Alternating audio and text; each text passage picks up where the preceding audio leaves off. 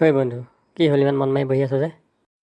কি কবি আৰু, আজি 2 দিন 3 দিনমান হ'ল মানুহজনীৰ লগত একদম ভীষণ কাজিয়া নহয়। ঘৰখন একেবাৰে অশান্তি হৈ আছে। হয় নেকি? এনেকুৱা কথা? হয় অ', এই গাৰ্লফ্ৰেণ্ড থাকোঁতে ভাল আছিলে। এতিয়া বিয়া পাতি মানে অশান্তি। বাহ, মই সাংঘাতিক কথা ক'লি দেই। গাৰ্লফ্ৰেণ্ড থাকোঁতেই ভাল আছিলে। তই বাৰু এটা কথা জানা নাই? কি কথা অ'? এই গাৰ্লফ্ৰেণ্ড আৰু পত্নীৰ মাজত যে কেইটামান পাৰ্থক্য আছে, সেইকেইটা জাননে নাই? নাজানো নহয়। জানো যদি কচোন তই। শুন তেতিয়াহ'লে। পত্নী হ'ল টিভি, গাৰ্লফ্ৰেণ্ড হৈছে মোবাইল। টিভিয়ে গোটেই জীৱনটো ফ্ৰী ছাৰ্ভিচ দিয়ে। মোবাইল চলাবলৈ আকৌ টকাৰ প্ৰয়োজন হয়। টিভি ডাঙৰ, শকত আৰু ওজন বেছি হয়, কিন্তু মোবাইল কিউট, শ্লিম আৰু ওজন কম হয়। মোবাইলত দুইফালৰ পৰাই কথা বতৰা কোৱা হয় আৰু শুনাও যায়, কিন্তু টিভিত আকৌ অকল শুনিবহে পাৰি, একো ক'ব নোৱাৰি।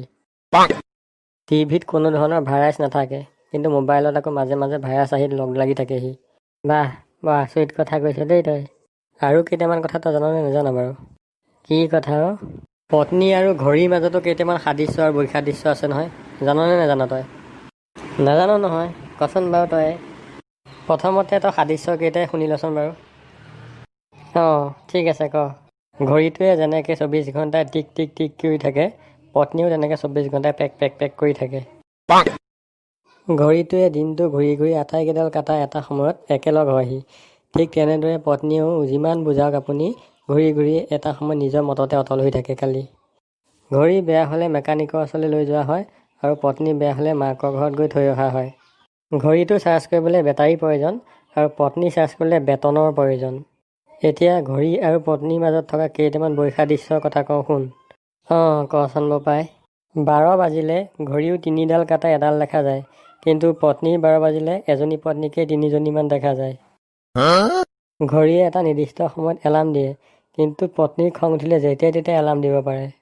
এতিয়া ঘড়ী আৰু পত্নীৰ আটাইতকৈ ডাঙৰ বৈসাদৃশ্যটোৰ কথা কওঁ শুন। কচোন। ঘড়ীটো বেয়া লাগিলে সলাই ল'ব পাৰি, কিন্তু পত্নীক যিমানেই বেয়া লাগক সলাই ল'ব নোৱাৰি, বৰং পত্নীক ভাল লগাবলৈ নিজকহে সলাবলৈ লাগে। বাহ, আজি তই বহুত ভাল ভাল কথা কেইটামান শিকালি দেই মোক। আগলৈও এনেকৈ লগ পালে শিকাই যাম দে, চিন্তা নকৰিবি। এতিয়া মই ঘৰলৈ যাওঁ আৰু দেই।